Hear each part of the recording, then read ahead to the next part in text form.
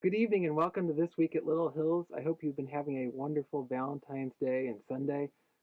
I thought for tonight we would turn to Second John to look at what that epistle has to tell us about God's love, the true love that empowers us to do everything that we do. Take a look starting at verse 4. John writes, "It has given me great joy to find some of your children walking in the truth, just as the Father commands us. And now, dear lady," that's addressed to the church, "I am not writing you a new command, but one we have had from the beginning. I ask that we love one another. And this is love, that we walk in obedience to his commands. As you have heard from the beginning, his command is that you walk in love."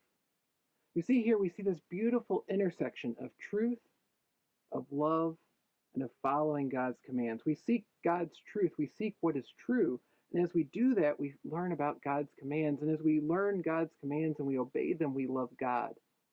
And as we love God, he empowers us to love others as well, to love one another in the church. As we seek to follow God's commands, we find commands about loving our neighbor and being merciful and just. And so we see, actually, as we seek to do what is pleasing to God, he's the one that enables us to offer true love to those around us as well. So often we pursue an attempt to be loving to those around us, and yet we're not centering it on following God's commands, on doing what is true. And then we end up falling short.